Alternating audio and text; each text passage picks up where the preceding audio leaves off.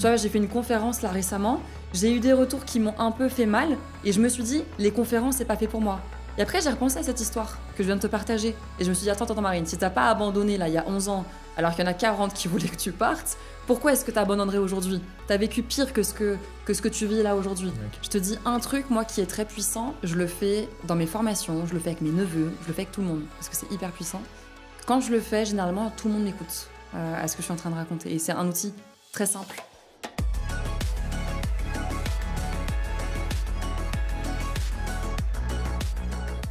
Marine, bonjour. Bonjour. Je suis ravi. Ravi parce que je te connais un peu via LinkedIn. J'ai regardé avec attention les vidéos que tu proposes en ligne. Et j'ai plein de questions à te poser parce que, en tant que formatrice, notamment de formateur, tu es amenée à souvent parler en public, à te servir de la parole. Avant de te poser tout un tas de questions, est-ce que tu pourrais, pour les gens qui ne te connaissent pas, te présenter, nous dire qui tu es, un peu ton parcours? Ok. Alors, merci beaucoup pour l'invitation. Moi, je suis très contente d'être aussi avec toi aujourd'hui. Dans les grandes lignes, mon parcours, j'ai commencé dans la vie en étant animatrice. Et j'aime bien en parler parce que je trouve qu'il y a beaucoup de points en commun entre mon premier métier et le métier que je fais aujourd'hui, qui est formatrice. Et j'aime bien expliquer qu'il y a une espèce de fil rouge, en fait, dans toutes les expériences que j'ai eues. Et le fil rouge de ma vie, c'est le jeu, l'humain et l'apprentissage. Donc quand j'étais animatrice en centre de loisirs et en colo, on utilisait le jeu comme levier pour que les enfants et que les adolescents, et même que les adultes d'ailleurs, gagnent en connaissances et montent en compétences, tu vois. Donc il y a un côté avec l'apprentissage.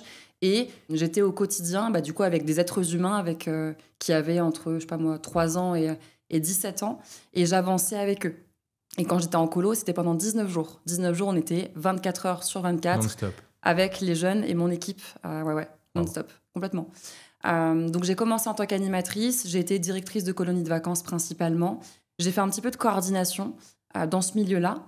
Et en 2014, je suis devenue formatrice parce que j'avais envie de partager auprès de pairs un petit peu l'expérience que j'avais, tu vois, sur le terrain. Ouais. Donc ça fait 11 ans que je fais de la formation maintenant. Aujourd'hui, j'accompagne exclusivement les formateurs à monter en compétences sur globalement la conception des formations et l'animation des formations. Super. Donc voilà un petit peu qui je suis et ce que je fais. Trop bien. Ça aide à voir d'où tu viens, voir ce que tu fais. Et tu l'as dit, tu fais principalement des formations de formateurs aujourd'hui. Oui. Je sais que en tant que formateur en prise de parole, la parole est quelque chose d'essentiel pour un formateur. C'est quoi ton rapport à la parole aujourd'hui? Est-ce que c'est un outil, un moyen? Est-ce que c'est l'objet d'un plaisir aussi, le fait de bien parler? C'est important pour toi, le fait de parler en public? Vaste question. Ouais. Quand j'ai commencé, c'était douloureux de prendre la parole devant un groupe d'apprenants. J'ai eu la chance de commencer en étant en équipe. J'ai commencé à former en formant en BAFA. Et en fait, en BAFA, tu n'es jamais tout seul. Tu es avec des pairs, des collègues. Donc, si tu ne veux pas animer un temps, tu peux ne pas animer un temps de formation. Si tu veux faire un fond de salle pour écouter le collègue, tu peux. Si tu veux être dans le groupe, écouter le collègue qui anime et de temps en temps faire des petites interventions, tu peux. Donc moi, j'ai commencé par faire ça parce que j'étais impressionnée de parler devant des gens qui me regardaient comme ça et qui avaient l'impression que j'étais Madame Soleil. Tu vois, parce que quand tu es formateur, il y a des personnes qui pensent que tu as la connaissance, le savoir absolu, que tu as vécu que des choses positives dans ta vie, en lien avec la thématique à laquelle tu formes, pour le coup. Et donc, moi, j'étais très impressionnée quand j'ai débuté. C'était pas évident. Et c'était dur, en fait, de me poster devant les gens. Enfin, de me poster. C'était dur de me lever et de prendre la parole parce que tout le monde me regardait et tout le monde attendait quelque chose de moi aussi, finalement. Tu vois, parce que c'est ça, hein. Quand tu prends la parole, on attend et on te regarde. Ouais. Aujourd'hui, ça va mieux, Dieu merci, parce que ça fait 11 ans quand même que je m'entraîne. Donc, avec le temps, ça va. Et aujourd'hui, c'est plus facile, c'est plus fluide parce que j'ai des automatismes. Il y a des choses que je fais de la même manière très souvent, tu vois. J'ai des bases, des repères. Je suis moins impressionnée. Il y a eu de l'entraînement dans le sens où j'ai beaucoup expérimenté puisque ça fait 11 ans que je fais de la formation. Et je me suis aussi formée à la communication parce que vraiment, je pars de zéro. En tant qu'être humain, même dans la vie de tous les jours. Waouh. Il faudra absolument qu'on en parle, ça, de partir de zéro, parce que Tu sais, il y a un truc, je pense, c'est que les gens ont du mal à y croire quand on raconte qu'on part de zéro. On n'est pas né comme ça. Ouais, c'est ça. On n'a pas été livré comme mais ça. Ouais, parce qu'en plus, quand on te voit, on voit quelqu'un, comme tu disais tout à l'heure, de solaire, qui a une énergie forcément qui est communicatrice. Moi, je me suis interrogé, tu sais, parce que tu l'as dit, tu accompagnais d'abord des jeunes, 3 à 17 ans. Oui. Et par la suite, tu es passé sur des adultes. Oui. J'accompagne des professeurs, des personnes qui sont en contact avec des publics jeunes. Et souvent, ce que j'observe, c'est que c'est pas facile de passer d'un public jeune à un public adulte, notamment dans le cadre professionnel. Est-ce que tu as eu de la difficulté à passer d'un public jeune à un public plus âgé? Bah là, comme ça, tu vois, j'ai pas de souvenir. Ok. Je pense pas. Parce que pour moi, chaque tranche d'âge, et même chaque personne, si on va au-delà d'un âge, d'un genre, etc., quand je m'adresse à quelqu'un, je ne vais pas m'adresser de la même manière à une autre personne qui a le même âge, par exemple, tu vois. Quand je parlais avec un enfant qui avait 5 ans pour lui expliquer quelque chose, quand je parlais à un enfant qui avait 12 ans, à un ado qui avait 17 ans, ou un adulte qui a 34 ans ou 58 ans, moi, ce qui m'intéresse, c'est de faire attention à la manière dont je vais lui communiquer ce que j'ai envie de lui communiquer, de sorte qu'il comprenne, en fait. Je vois ce que tu veux dire. Et souvent, tu as les mêmes leviers que tu viens... en tout cas, moi, j'ai les mêmes leviers que j'utilise très souvent, peu importe la tranche d'âge avec laquelle je travaille. Donc, en fait, pour moi, le défi, c'est pas forcément de passer de mineur à adulte. Le défi, c'est dans le côté individuel, de faire en sorte d'être compris par chaque personne à qui tu parles, peu importe son âge en soi. Ouais, je trouve ça super intéressant. Tu te focuses tellement sur l'autre que, vu que tu t'adaptes et que tu t'es toujours adapté, même quand tu travaillais uniquement avec des jeunes, bah oui. C'était juste une adaptation supplémentaire. Oui, une fois que tu as travaillé avec uniquement des adultes. C'est ça. Et est-ce que le cadre a joué? C'est-à-dire que, tu vois, moi je connais beaucoup de personnes qui doivent se sentir assez illégitimes pour faire ça dans le cadre de l'entreprise, avec une rémunération directe si je suis à mon compte. Est-ce que le cadre de l'entreprise, c'est plus compliqué? Est-ce que du coup, je ne vais pas dire l'andragogie, c'est plus compliqué que la pédagogie, mais est-ce que le cadre, ça a joué un petit peu là-dessus, sur cette aisance à former? Bah, tu vois, moi, j'avais une idée que la formation en entreprise, c'était pas forcément la même chose que la formation en BAFA, par exemple, puisque moi, j'ai commencé en BAFA, si je te prends cet exemple-là. Et en fait, quand j'ai mis un pied dans l'entreprise, parce que j'avais vraiment envie d'aller voir ce qui se passait en entreprise, je me suis dit, je vais découvrir des choses que je ne connais pas du tout, tu vois, ça doit être un autre monde, une autre manière de former, une autre manière de communiquer. Eh ben, en fait, pas du tout. J'ai découvert la même chose. Et tu vois, je trouve qu'on n'en parle pas parce qu'il n'y a pas forcément de formateurs sur les réseaux sociaux qui sont des formateurs BAFA et qui s'exposent. Mais en BAFA, j'ai appris énormément de choses qui me servent aujourd'hui dans ma pratique et qui sont hyper précieuses pour de la formation aussi en entreprise. Et en fait, il y a en termes de tarifs, tu vois, il y a un décalage énorme entre les formateurs qui font du BAFA et les formateurs qui bossent en entreprise. Ouais, c'est fou, ça. Et pourtant, tu as des gens du BAFA qui ont des compétences géniales. Enfin, moi, les meilleurs formateurs que je connais, quand je pense à quelqu'un, là, quand je dis ça, tu vois, c'est quelqu'un que j'ai rencontré en BAFA qui n'est plus d'ailleurs formateur aujourd'hui. Mais c'est quelqu'un... Pourtant, je connaissais par cœur toute la théorie, tu vois, parce que les stages BAFA, c'est toujours la même chose au final. Quand on fait plein, on en faisait beaucoup. C'est la seule personne... quand elle formait et que j'étais dans son équipe, je prenais une chaise, je m'installais dans la salle et j'écoutais et je prenais plaisir à l'écouter. Parce qu'il avait une manière de former qui était impressionnante, très respectueuse des apprenants, très bienveillante. Il était hyper pédagogue, il était hyper fort. Et très pointu, très compétent aussi par rapport au thème, tu vois, qu'il abordait. Et qu'est-ce qui... Du coup, si on se base que sur le prix, on devrait tous faire des formations d'entreprise. Et j'imagine qu'avec les formations que tu proposes, tu invites des personnes qui ont une expérience peut-être avec des enfants, la petite enfance, à aller se diriger vers l'entreprise. Qu'est-ce qui fait que certaines personnes vont pas aller dans ce milieu-là ou vont pas oser aller être formateurs en entreprise ou pour des professionnels, selon toi? Je pense que c'est pas qu'on n'ose pas, puisque moi, je suis issue du monde un peu de la petite enfance, de l'animation. Tu vois, il y a beaucoup de points en commun. Ouais. Et en fait, c'est un secteur qui est fermé d'un point de vue entreprise. Il y a beaucoup d'écoles dans lesquelles tu peux travailler et t'es pas forcément bien rémunéré. Mais en fait, il y a des prix qui sont fixés que tu ne peux pas forcément négocier. Moi, je l'ai vécu, tu vois. J'ai tenté de négocier, on m'a dit non. Okay. J'ai dit, bah ok, bah ça, plus ça, plus ça, enfin pour d'autres raisons, j'ai quitté ce milieu-là, tu vois. Donc quand t'es formateur dans certains domaines, tu ne peux pas forcément accéder à l'entreprise parce que c'est pas des thématiques qui concernent les gens en entreprise. Si par exemple t'es formateur en management, tu peux former n'importe qui en soi. Des écoles, des organismes de formation, des indépendants en entreprise parce que c'est transversal.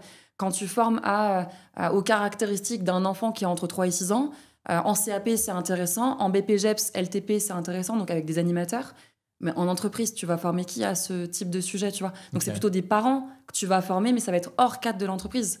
Parce qu'ils ont envie peut-être de se nourrir, de développer leurs connaissances, leurs compétences sur ce sujet-là. Mais c'est pas approprié en entreprise, tu vois? Donc, en fait, c'est pas tant que les gens n'osent pas y aller, c'est qu'il n'y a pas d'espace pour y aller en Ok. soi.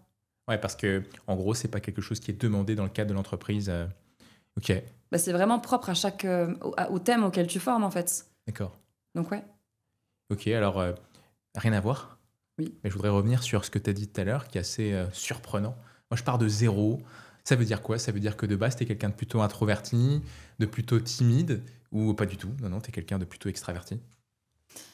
Quand j'étais petite, tu me voyais pas dans un groupe. J'étais Ok. transparente. Je pense que c'est lié à mon éducation, où mes parents m'ont toujours dit de ne pas faire de vagues, etc., tu vois? Donc forcément, moi, j'ai suivi un peu le mouvement puisque c'est l'éducation, c'est mes parents. Et en fait, quand j'étais dans des groupes, j'étais beaucoup dans l'observation, dans l'écoute. Mais j'étais pas celle qui va se mettre en avant, tu vois. Et Hmm. c'est ce qui fait que d'ailleurs aujourd'hui, c'est toujours douloureux pour moi de me mettre en avant, puisque ça fait plus de 30 ans que j'ose pas le faire. Bon, là, depuis ces dernières années, un peu plus, tu vois, avec les réseaux sociaux notamment. Mais pendant des années, j'ai pas osé le faire. Donc quand j'étais petite, tu me voyais pas dans un groupe.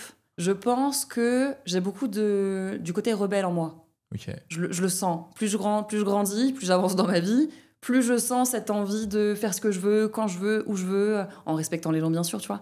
Et je suis persuadée que quand j'étais petite, j'avais ça en moi.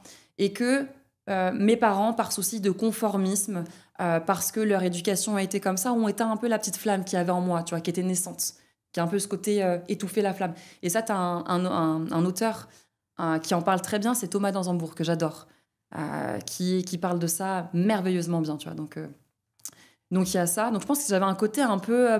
j'étais pleine de vie quand j'étais petite. Ok. Et de par l'éducation que j'ai reçue, je me suis éteinte. Ce qui a fait que quand j'ai grandi, tu me voyais pas dans un groupe. Donc j'étais beaucoup dans l'observation. Et il y a ce côté chez moi aussi, j'ai une nature introvertie. Parce que je le sens aujourd'hui dans ma vie de tous les jours, tu vois. Quand je suis en formation, je suis hyper avenante. Quand j'ai ma casquette de formatrice, ma casquette de consultante, etc. Trop bien. Maintenant, Marine, dans la vie de tous les jours, je rase les murs, tu vois. Si tu me vois pas, ça me convient très bien. Ok. C'est étonnant parce qu'on pourrait se dire, tu sais, je suis introverti, je vais pas me Mm. diriger vers ça. Je suis introverti, je vais pas parler en public. Comment t'expliques qu'il y avait d'un côté cette Ouais. flamme qui te demandait de te mettre en avant, de t'exprimer, d'exister, d'un autre côté, une nature introvertie que tu assumes, qui a toujours été là? C'est conciliable, ça? Je pense que oui. Ok. Il y a une théorie, j'en parlais cette semaine d'ailleurs. Alors, j'ai appris ça comme ça, je sais pas si c'est exactement ça. Ça s'appelle la théorie de l'homme pluriel, qui dit qu'en fonction des groupes dans lesquels tu es, tu vas montrer différentes facettes de ta personnalité. Tu vois? Donc oui, effectivement, je suis introvertie, mais il n'y a pas que ça en moi. J'ai un côté un peu fun, un peu drôle, un peu décalé, un peu dingue. Moi, dans ma vie de tous les jours, avec mon conjoint chez moi, je lui fais des petites danses comme ça, tu vois. Enfin, il y a que lui qui connaît certaines facettes de ma personnalité parce que je m'autorise à être pleinement qui je suis dans toutes mes facettes, en tout cas avec lui. Ok. Ce que je ne fais pas dans d'autres sphères. Tu vois, avec mon père, je vais pas faire ça. En formation, je vais pas faire ça non plus. Je vais pas faire une petite danse comme ça. Enfin bref, et chanter à tue-tête, et j'invente des chansons, enfin bref. On me reconnaîtrait pas forcément, tu vois, en étant chez moi. Donc je pense que c'est pas antinomique. Ok. Je pense qu'on a plein de facettes et qu'on va les montrer à différents endroits et surtout dans des endroits où on se sent en sécurité pour le faire. Et moi, à un moment donné dans ma vie, j'ai eu envie d'avancer et donc ça a nécessité de sortir de ma zone de confort pour faire des choses et atteindre des projets, atteindre des objectifs, tu vois. Faire de la formation de formateur, m'exposer sur les réseaux sociaux.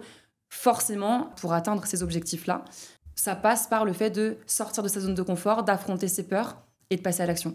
Ouais, ça t'a peut-être permis de raviver cette flamme qui n'était pas totalement Oui. éteinte, Oui, de cette envie de s'exprimer, de se montrer. Et peut-être que ça te permet aussi de donner une place à cette Marine qui aujourd'hui existe pleinement, quoi. mais complètement. Tu vois, aujourd'hui, je m'autorise à montrer des choses que je ne m'autorisais pas à montrer quand j'étais petite. Hmm. Je pense notamment par peur de perdre l'amour de mes parents, tu vois, parce que c'est le fruit de... Enfin, il y a un côté fruit de l'éducation. Aujourd'hui, je travaille beaucoup là-dessus, hein. J'ai beaucoup, Ok. beaucoup, beaucoup, beaucoup travaillé sur moi, vraiment en communication, en connaissance de moi-même, et je continue à le faire pour pouvoir avancer et être épanouie. Moi, mon objectif, c'est de kiffer au maximum, tu vois, la vie. Et donc, je fais des choses qui sont coûteuses, qui sont douloureuses et parfois qui sont nécessaires. En tout cas, je sais pourquoi je les fais. Ouais. Je voudrais absolument qu'on reparle de ce côté kiff, de ce côté plaisir que tu mets pleinement en avant. Ouais. Juste avant, tu parlais de cette casquette de formatrice. Je suis curieux, si on t'enlève la casquette de formatrice, est-ce que tu es à l'aise pour parler en public ou est-ce que c'est un truc... Je dis ça parce que même moi, je me pose la question des fois. C'est-à-dire, quand j'ai plus la casquette de formateur, je sens qu'il faut que j'en remette une autre. Le conférencier, l'intervieweur. Il faut que la casquette elle soit claire et que j'y crois. Si tu n'as plus cette casquette, toi, est-ce que tu es à l'aise pour parler en public? Bah, je pense pas. Ok. Je vais aller plus loin dans ce que tu dis. Je me suis construite, j'ai construit mon identité depuis que je suis enfant vis-à-vis du travail. C'est-à-dire qu'aujourd'hui, bon, je suis un peu en train de déconstruire ça, mais aujourd'hui, si tu m'enlèves mon travail, je peux pas te dire qui je suis. Ok. Je pourrais même pas t'expliquer la personne que je suis.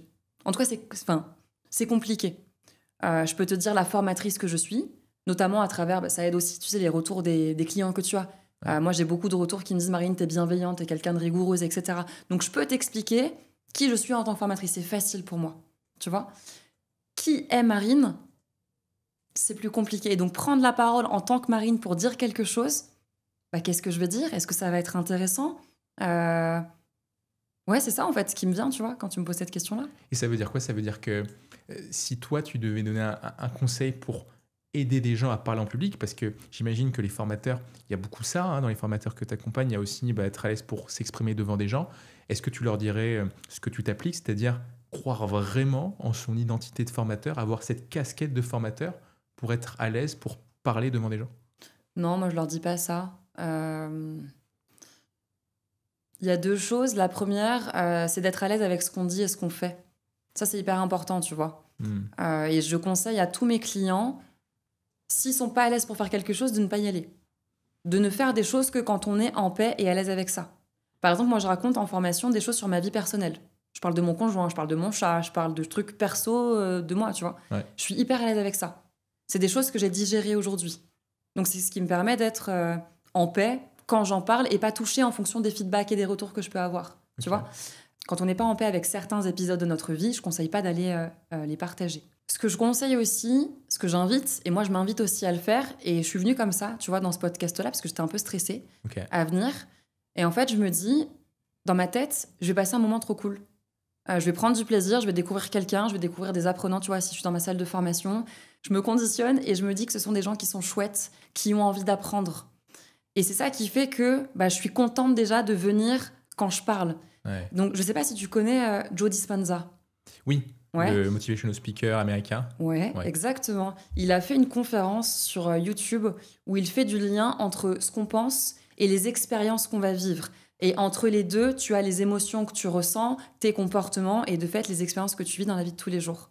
Et en gros, si je fais très simple, si je résume, il explique que ce que tu penses va avoir un impact sur les comportements que tu vas avoir. Et en fait, c'est exactement ce que je te partage. Tu vois, moi, je me conditionne quand je vais en formation au fait que je vais vivre une formation qui va être chouette, que je vais être face à des gens qui vont être sympas, qui vont être intéressants, qui vont être intéressés. Ça se trouve, c'est pas le cas, tu vois. Mais en tout cas, moi, c'est ce que je me dis dans ma tête. Trop bien. Et je me dis que je vais passer un moment cool. Et c'est ce qui fait que la plupart du temps, ça se passe bien. Et ça me fait penser aussi à ce qu'on appelle l'effet Pygmalion. Je pense que tu connais aussi. Ce que tu vas projeter sur les autres, c'est ce qu'ils vont te donner, si je le dis hyper simplement, tu vois.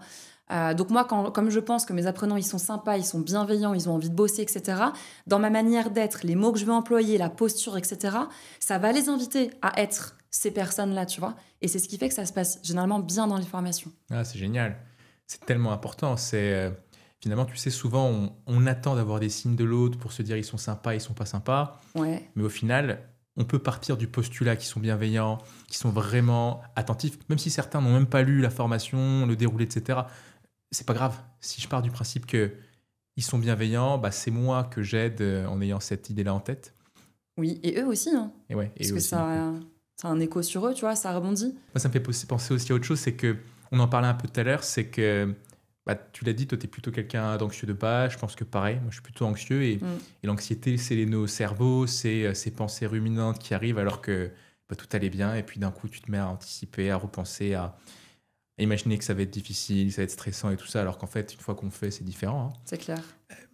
Tu dirais quoi à quelqu'un qui est particulièrement anxieux avant une prise de parole dans le cadre d'une formation? Comment on fait pour éteindre un peu le cerveau, quoi, des fois? Moi, j'ai une technique, alors qui ne marche pas forcément à tous les coups, mais qui, moi, m'a aidé notamment quand je passais le code de la route. Toi, Ok. je te raconte une anecdote qui date et qui n'a rien à voir avec ce qu'on se raconte. Tu l'as eu du premier coup? Pas du tout. Enfin, le code, oui, la conduite, non. Ok. Et en fait, le code de la route, j'étais stressée, comme j'imagine plein de gens, tu vois, avant de passer le code.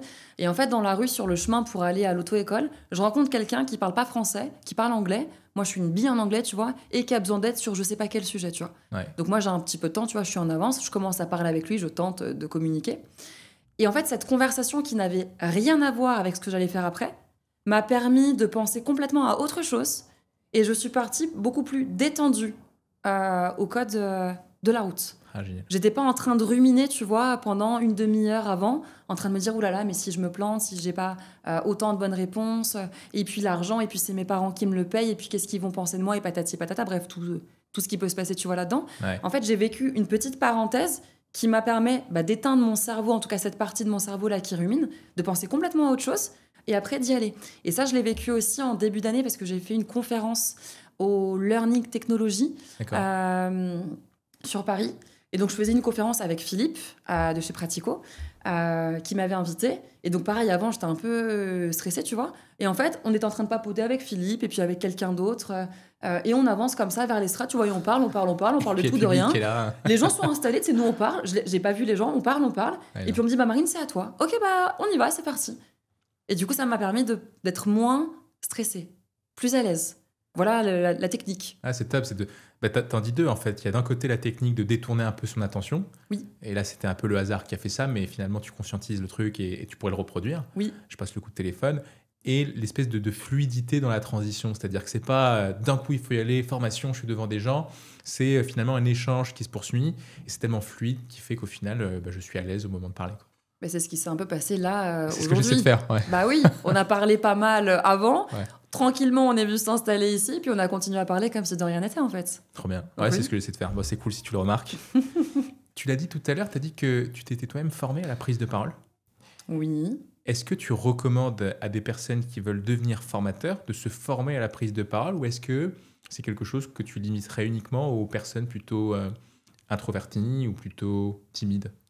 Je pense que c'est pour tout le monde. Ok. Parce qu'en fait, on est amené constamment à parler devant des gens, tu vois, dans différentes sphères de notre vie. Donc je pense que c'est pour tout le monde. Moi, ce qui m'a beaucoup aidé aussi, j'ai suivi des formations, j'ai lu des bouquins, Dale Carnegie, magnifique, Comment se faire des amis, livre magnifique. Et ce qui m'a beaucoup aidé aussi, c'est que j'ai formé aux bases de la communication. J'étais formatrice il y a quelques années, je le fais plus aujourd'hui, mais je crois que c'était sur une journée, je formais aux bases de la communication, donc écoute active, reformulation, etc. Tu vois. Ok. Et forcément, quand tu formes à quelque chose, tu dois l'expliquer aux gens. Donc ça t'aide aussi à mieux le comprendre, à mieux peut-être le vivre et à mieux le conscientiser d'ailleurs quand tu le vis au quotidien avec des gens. Parce que tu te dis, ah ouais, ok, là je suis en train de faire de l'écoute active, machin, c'est ce que je raconte en formation, etc. Tu vois. Donc je conseille tout le monde de faire des formations sur la prise de parole en public, tu vois, peu importe le métier qu'on fait. Parce que ça nous sert, je pense, avec nos enfants, ça nous sert avec nos salariés, avec notre N+1 si on est nous-mêmes salariés, au quotidien dans la rue avec les gens, tu vois. Enfin, Ouais. ça sert à tout le monde. Ouais, c'est clair. Je suis tellement d'accord. Et tu as vu sur le fait, tu dis de former.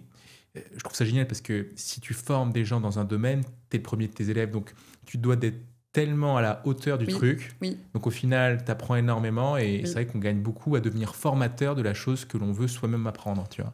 Tout à fait. Et ce qui est important aussi, parce que je l'ai vu en formation, tu vois, et j'ai même un client qui m'a demandé de l'être, et ça m'a étonnée. Ouais. J'ai un client qui m'a dit, Marine, ce que tu vas venir raconter en formation, j'aimerais que tu l'appliques.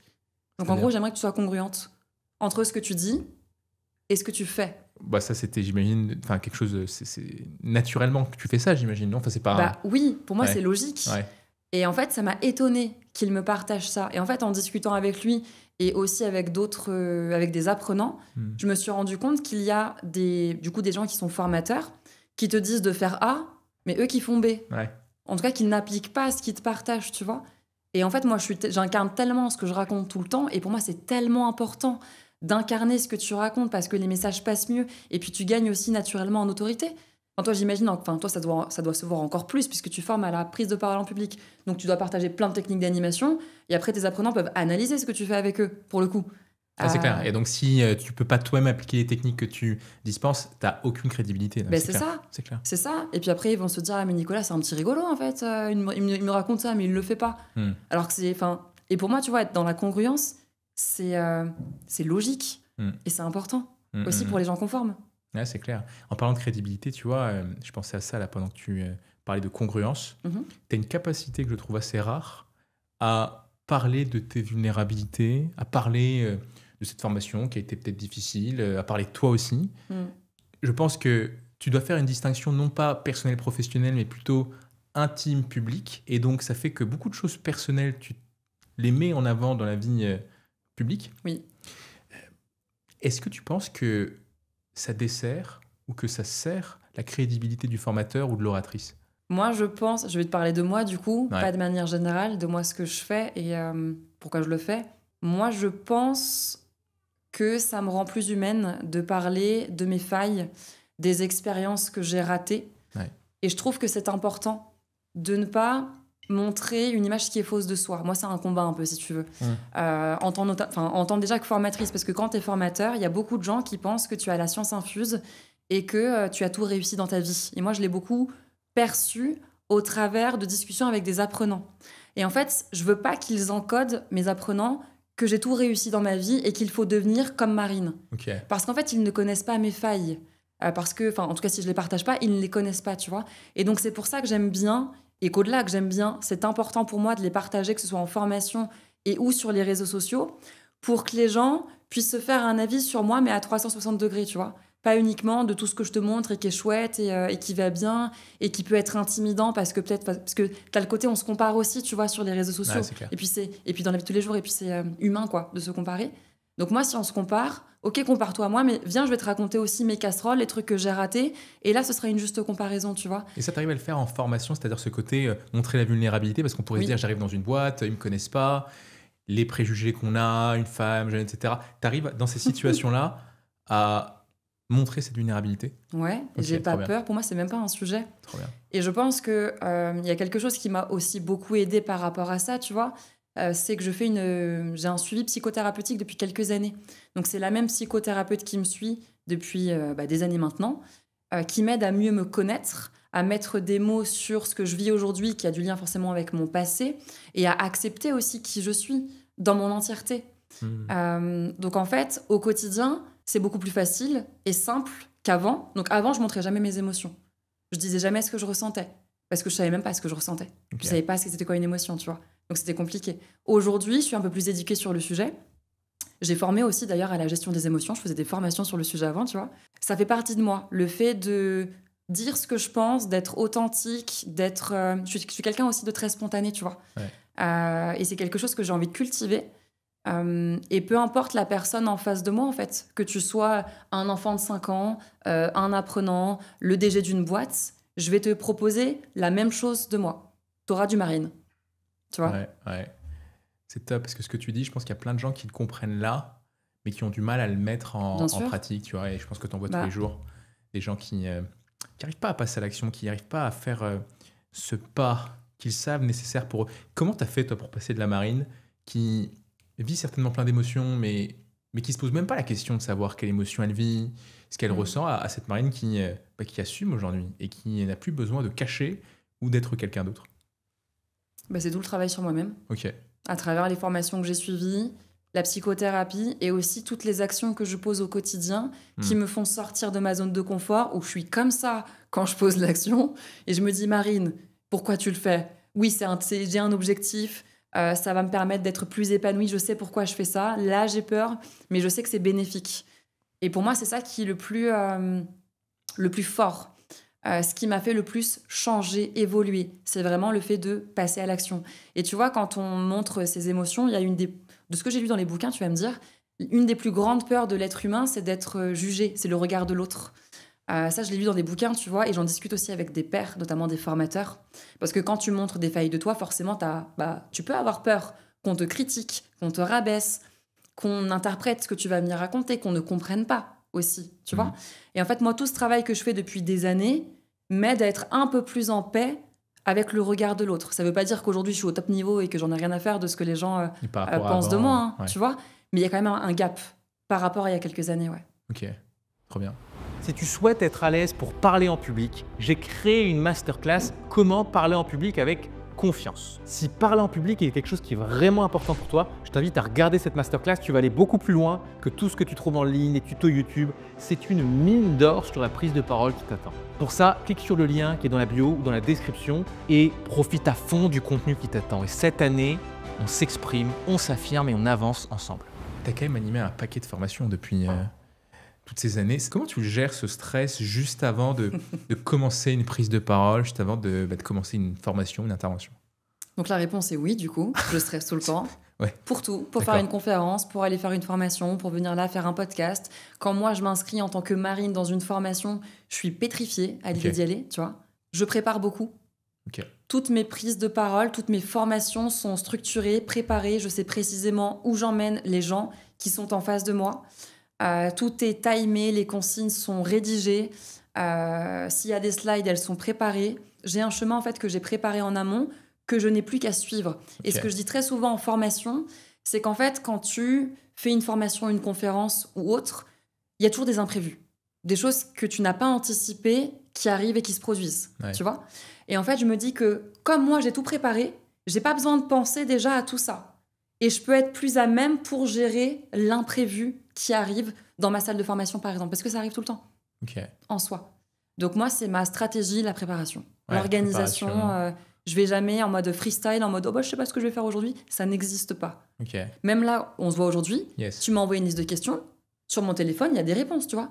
J'ai réfléchi. Tu as répondu sur le téléphone, tu as pris le temps d'écrire, etc. Je me suis dit, quelle question va me poser Nicolas ? Qu'est-ce que je peux répondre ? Ouais, c'est hyper important. Moi, ça me rassure. Bah, tu vois, je pense qu'on a un peu le même logiciel. C'est-à-dire que je pense qu'on est plutôt des bons élèves. Parce que je le vois, je suis passé par Sciences Po, l'ENS et tout, et je vois que d'un côté, ça m'a structuré, ça m'a aidé à être écarré et tout. D'un autre côté, et je le vois aujourd'hui dans mon professionnel, ça va me limiter parfois à un monsieur parfait, qui veut être lisse. Et je trouve que ça, c'est un défaut que beaucoup de gens ont pour parler en public. Et de par ta capacité à te montrer vulnérable, de par aussi la capacité que tu as à tenter, à oser, moi j'ai le sentiment que tu es sorti de ce côté premier de la classe, de ce côté je veux bien faire, etc. Oui.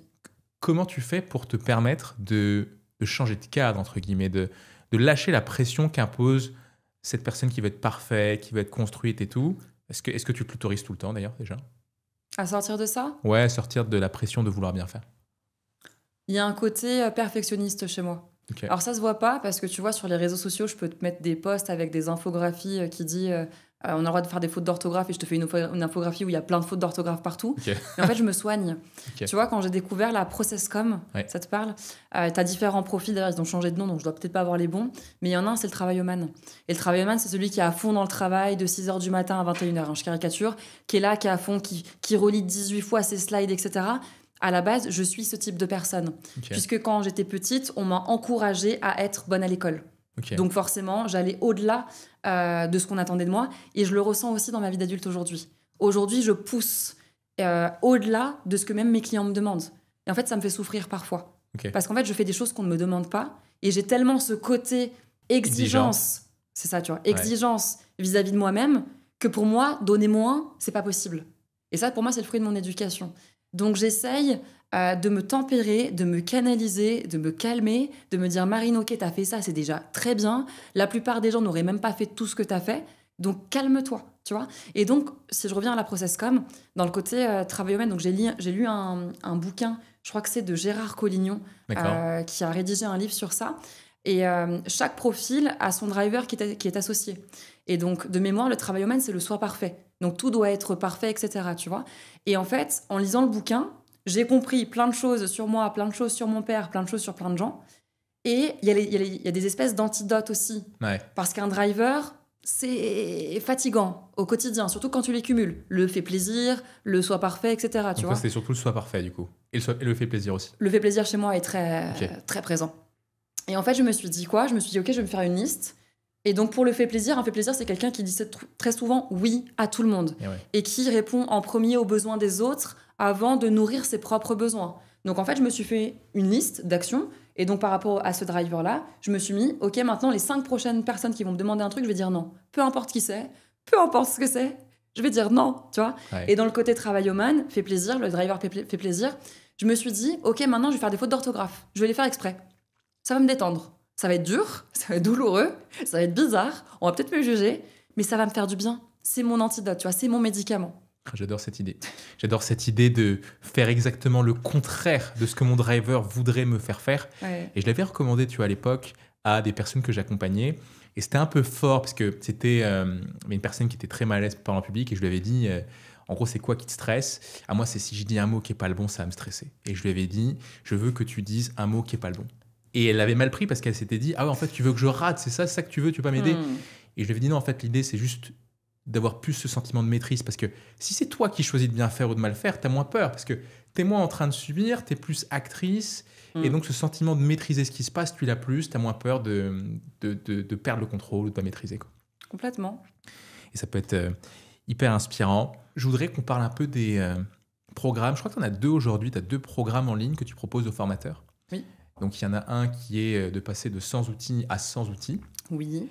Et un autre qui est un programme en 8 semaines pour permettre à quelqu'un de devenir formateur dans son domaine, quel que soit le domaine. Oui. Eh bien, je voudrais savoir, est-ce que tu as un conseil qui permet à quelqu'un de captiver l'attention? Peut-être un conseil que tu dis dans ces programmes ou par ailleurs, mais un conseil qui fait vraiment la différence pour captiver l'attention en formation, pour captiver l'attention d'un public. Il y en a plein. D'ailleurs, c'est marrant, je faisais une formation, là, on parlait des 4 piliers de l'apprentissage cette semaine de Stanislas Dehaene. Alors, pardon si j'écorche un peu son nom de famille. Et on parlait aussi de neuropédagogie. Et dans la neuropédagogie, il y a des techniques très concrètes pour capter l'attention des groupes. Ok. Tu vois, j'en parlais cette semaine en formation. Je te dis un truc, moi, qui est très puissant. Et quand je le fais sur LinkedIn. Je le fais dans mes formations. Je le fais avec mes neveux. Je le fais avec tout le monde. Parce que c'est hyper puissant. Quand je le fais, généralement, tout le monde m'écoute. Tout le monde me regarde. Je vois les gens en train de réfléchir à ce que je suis en train de raconter. Et c'est un outil très simple que tu connais, c'est l'analogie. Je fais des analogies tout le temps. Et j'en cherche même dans mes formations, tu vois. Je me dis, OK, pour tel contenu, quel type d'analogie, quelle analogie je peux créer? Parce que je sais souvent que mes apprenants gardent ça en mémoire. Et donc, si juste ils ont l'analogie en mémoire, ils ont compris l'essentiel de ce que je voulais leur raconter. Et vraiment, je l'ai testé avec toutes les tranches d'âge, dans plein de situations différentes. Les gens retiennent. Parce que c'est simple, en fait, puisque tu fais un pont entre ton contenu théorique et la vie de tous les jours, quelque chose dans la vie de tous les jours. Tu vois. En tout cas, moi, c'est comme ça que je l'utilise. Donc, pour moi, c'est ça. Ça capte assez facilement l'attention. Ouais, tu as une analogie. Alors, je ne sais plus exactement à quoi tu compares le buffet, mais je crois qu'il y a une analogie du buffet que tu développais dans une des formations que j'ai entendues. Ah, c'est la masterclass. Ouais, c'était la masterclass, exactement. Oui, tout à fait. Et je l'aime beaucoup, elle.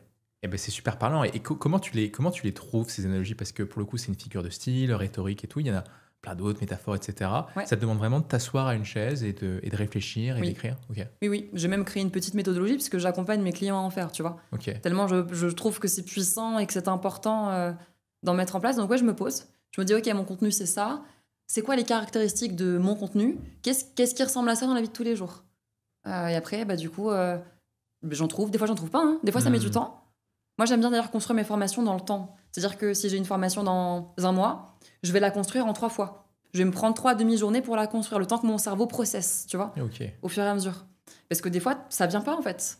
Et c'est OK, c'est pas grave, tu vois. Je ne me mets pas la pression par rapport à ça. Donc vraiment, tu essaies d'anticiper. À titre perso, je me sers de plus en plus, je sais pas si tu t'en sers, de ChatGPT pour trouver des analogies ou d'autres cas de style. Je l'ai fait récemment. Ouais. Des fois, tu as des trucs intéressants, des fois, tu as des trucs moyens, mais je me dis pourquoi pas, c'est pas mal, quoi. Bah oui, ouais. Moi, j'ai fait une vidéo récemment que j'ai enregistrée et c'était une vidéo sur des analogies. Et en fait, j'étais pas inspirée. Je me suis dit, bon, allez, Internet, qu'est-ce que tu as à me donner? Fais-moi ma vidéo. J'ai trouvé des trucs. Ah ouais. Donc, je les ai mis, ouais. Trop bien. Je suis curieux, je me demande, est-ce que tu as une anecdote marquante à partager sur une prise de parole que tu as réalisée, une formation que tu as animée? Et si je dis ça, tu sais, c'est pour inspirer, je pense, les gens qui nous écoutent. Souvent, on imagine que ça se passe très bien, en formation, tout se passe bien, il n'y a pas de sujet, il n'y a pas de souci, tu maîtrises ton affaire, tu as préparé, etc. Je pense qu'on n'imagine pas à quel point il peut se passer plein de choses perturbantes, stressantes, etc. Tu as un exemple comme ça d'anecdote qui t'est arrivé et qui t'a marqué? Oui, Ouais. mais je ne sais pas si ça va répondre précisément à ta question. Donc, tu vas me dire. Je t'en prie. Quand j'ai commencé la formation, donc j'ai commencé en BAFA il y a 11 ans, j'ai vécu une formation où dès le 3e jour de formation, nous le matin, on donnait toujours la parole aux apprenants, tu vois, pour faire un point, pour qu'on discute, répondre aux questions, et puis après, on commençait la formation avec les thèmes de formation, etc. Et donc le 3e jour de formation, j'ai eu 40 stagiaires qui ont dit ouvertement devant tout le monde, moi y compris, Mhm. qu'ils voulaient me voir quitter la formation, sachant que j'étais formatrice dans cette formation. Ok. Donc en fait, t'es là, t'es dans la salle, on parle de toi à la 3e personne du singulier. T'es là, hein. On parle de toi à la 3e personne du singulier. Et on dit, t'entends? Oui, Marine, elle nous fait peur, on aimerait bien qu'elle parte, on n'est pas à l'aise quand elle est là. C'était des enfants, du coup, dans le BAFA, ou c'était des adultes? Ah non, quand tu formes un BAFA, tu formes des adultes. Ah oui, d'accord, tu formes Donc en minimum, BAFA. c'était 17 ans à l'époque. Ok, mais j'ai des d'accord. adultes dans ma Ok, salle de ok, formation. ok. On était une équipe de 4 personnes de mémoire. Et le 3e jour, j'ai vécu mon procès. Sans avocat. J'étais le coupable. Tu vois? C'est ouf. C'était horrible. C'est ouf comment tu te positionnes quand tu vis ça. T'es en mode waouh, je suis choqué, donc il y a une sorte de sidération, tu réagis pas, ouais. Bah oui. Clairement, hein. Moi, j'étais là, je m'attendais pas forcément à ça. Après, j'ai compris pourquoi ils m'ont dit ça, tu vois. Mais sur le coup, t'es choqué. Et puis, en plus, ils sont 40. Il y en a un qui parle et moi, j'avais l'impression, je sais pas si c'est vrai, mais que tous les autres derrière disaient « Ah oui, c'est vrai, ah oui, c'est vrai ». Donc, t'es 1 contre 40, tu vois. Ouais. Même si tu parles, qu'est-ce qui va se passer? Et à l'époque, j'avais moins d'assurance aussi qu'aujourd'hui. Ouais. Peut-être qu'aujourd'hui, je serais plus capable de le faire, tu vois, en étant comme ça intérieurement aussi. Hein. Mais ouais, intérieurement, j'étais comme ça. Ouais, et là, tu te dis, je pense que dans cette situation, autant on parle de vulnérabilité, mais dans cette situation, certainement qu'il vaut mieux pas la montrer, sa vulnérabilité, parce que tu as face à toi des Oui. lions, non? Oui, des gens qui se permettent des choses parce que les formateurs aussi ont permis des choses. Ok. Parce que s'ils s'autorisent à parler de moi, c'est qu'il y a des règles qui n'ont pas été posées, ou il y a des règles à l'inverse qui ont été posées, tu vois. Parce que quand on propose ce genre de temps en formation, c'est un temps où on va parler un petit peu de la vie de la formation, c'est hyper important de poser des règles. Ok. La règle qui n'a pas été posée est celle-ci. Si tu as quelque chose à dire à quelqu'un en particulier, tu vas le voir en aparté, en one-to-one. Tu ne te sers pas du groupe pour humilier la personne. Et ouais. Moi, c'est ce que j'ai vécu, une humiliation en public. Ok. Tu vois. Et donc, cette règle-là n'a pas été posée. Donc, c'est hyper dangereux pour moi, mais pour n'importe quel apprenant en soi de cette formation aussi. Comment tu te sors de ça? Parce que, tu sais, on pourrait se dire, c'est le truc qu'il faut pas que je vive. Au final, tu as vécu ça t'a pas empêché d'être formatrice. T'as fait comment? Alors, pour répondre déjà à la fin de ta phrase, ça ne m'a pas empêché d'être formatrice. Je me dis, tu vois, avec le recul, j'ai commencé il y a 11 ans comme ça. J'aurais pu me dire, allez, j'arrête, c'est pas fait pour moi, je m'en vais. Tu vois, j'ai fait une conférence là récemment, j'ai eu des retours qui m'ont un peu fait mal, et je me suis dit, les conférences, c'est pas fait pour moi. Et après, j'ai repensé à cette histoire que je viens de te partager. Et je me suis dit, attends, Marine, si t'as pas abandonné là il y a 11 ans, alors qu'il y en a 40 qui voulaient que tu partes, pourquoi est-ce que t'abandonnerais aujourd'hui? T'as vécu pire que ce que tu vis là aujourd'hui. Ouais, carrément. Donc pourquoi est-ce que tu te démotiverais? Tu vois, c'est ce que je me suis dit. Comment on se sort de ça? J'ai eu la chance d'avoir un collègue qui ne faisait pas partie à la base de la formation, qui venait animer juste après, ce moment-là. Donc après ce moment-là, moi, on lance un temps de pause. Moi, je vais dans le bureau des formateurs, je m'assois, je suis choquée, je suis sidérée, je sais même plus quoi dire, tu vois. Bref, et j'ai mon collègue qui arrive. Mon collègue, il me voit, on se connaissait, il me dit, qu'est-ce qui t'arrive? T'as l'air bizarre, tu vois. Je lui raconte. Et il me dit, ok, je vais faire le temps de formation, tu vas venir avec moi. Je le regarde, je lui dis, jamais de la vie. Je viens de me prendre là, c'était mon procès, toi tu veux que j'y retourne? Ça va pas ou quoi, tu vois? Non. Il m'a dit, si, viens avec moi. Je suis venue avec lui, il faisait un temps sur la réglementation. Donc c'est lui qui a animé le temps et il m'a invité, moi, à faire les points au tableau. Tu vas marquer les points, parce que c'était un jeu de compétition avec les apprenants. Ok. Et en fait, c'est quelqu'un qui est hyper fort pour reposer un cadre, de manière plus ou moins subtile, mais en tout cas reposer un cadre, remettre l'église au centre du village et dire des choses qui doivent être dites, qui sont importantes, tu vois. Et donc, j'ai fait le temps de formation avec lui. Ça s'est bien passé, globalement, tu vois. Et moi, ça m'a permis de réinvestir le stage. Parce que nous, on appelle ça des stages, du coup, la formation BAFRA. Ça m'a permis de réinvestir le stage et de le faire jusqu'à la fin, tu vois. Donc, je l'ai fait jusqu'à la fin. Et ce que j'ai compris, c'est que les apprenants voulaient que je modifie mon comportement. Parce qu'en gros, pourquoi est-ce qu'ils avaient eu peur? Pourquoi est-ce qu'ils voulaient que je parte? Je l'ai compris. Parce que je pensais à cette époque-là qu'être formatrice, c'était être là, tu vois, ne pas bouger, ne pas montrer corporellement quoi que ce soit. Donc un peu rigide, quoi, du coup. être très rigide, porter un masque. Je ne montrais aucune émotion sur mon visage. Tu ne pouvais pas savoir ce que je pensais. Quand les apprenants parlent, quand il y a un apprenant qui parle, les autres souvent regardent les formateurs. Donc les gens me regardaient. Et en fait, moi, j'étais un mur. Tu ne pouvais pas savoir ce que je pensais, ce que je ressentais, Pourquoi? si j'étais d'accord, pas Qu'est-ce qui faisait ça? d'accord. C'était parce que pas d'expérience, pas assez ou... Ok. Ben, j'avais une image erronée du métier de formateur. Je pensais que quand tu étais formateur, tu devais pas montrer ce que tu pensais. Et en fait, ça fait peur. Quand les gens ne savent pas ce que tu penses, quand ils ne savent pas comment se comporter avec toi. Parce que c'est ça au final, tu vois. Ça fait flipper. Donc c'est ce que j'ai compris. Et je l'entends, tu vois, aujourd'hui. Je comprends carrément. Donc, quand j'ai compris ça, dans la suite de la formation, je me suis un peu plus libérée. Ouais. J'ai montré mes émotions, j'ai rigolé avec eux. Moi, je suis quelqu'un dans la vie de tous les jours, je fais des blagues, tu vois. T'as réussi Donc, quand même j'ai fait des switcher, blagues. vu ce qui s'était passé, etc., parce que t'avais compris Ouais. qu'en gros, le problème, c'était ça, quoi. Ok. J'ai réussi. Je sais pas comment. Ouais. J'ai trouvé la force en moi. J'ai réussi. Et en fait, ce qui s'est passé à la fin de la formation, on fait toujours des bilans en fin de formation. Et les apprenants m'ont fait une standing ovation. Genre, ils se sont levés et ils m'ont applaudi. Ouais, c'est Et ça. moi, je suis restée en mode, qu'est-ce qu'ils font? Tu vois, en mode, que se passe-t-il, tu vois? Et il y a un apprenant qui m'a dit, Marine, t'as changé. Et dans ma tête, je me suis dit, mais j'ai pas changé en fait. Je t'ai juste montré une autre facette de ma personnalité que tu ne connaissais pas, que je ne t'avais pas montré. Et j'avais envie de leur dire. Et je me suis dit, Marine, tais-toi. Parce qu'ils sont pas prêts ou ils ont pas forcément envie d'entendre ça, tu vois. Donc tais-toi, accueille, accepte et prends en fait, parce que c'est quand même plaisant d'avoir des gens qui à la base veulent que tu quittes la formation et à la fin qui te disent ah franchement merci, c'était cool et tout, c'était plus agréable d'être avec toi sur les derniers jours quoi. Mais ouais, ce que tu dis là, je trouve ça inspirant à au moins 2 niveaux. Le premier, c'est que on a souvent une vision erronée d'un métier ou d'une casquette, tu vois, la vision erronée du formateur, la vision erronée de l'oratrice ou de l'orateur, tu vois, qui doit pas être stressé, qui doit pas avoir peur, qui doit pas trembler, qui doit pas avoir la voix qui tremble. C'est clair. Et du coup, on est tellement centré sur soi qu'on en devient inhumain et la relation devient désagréable.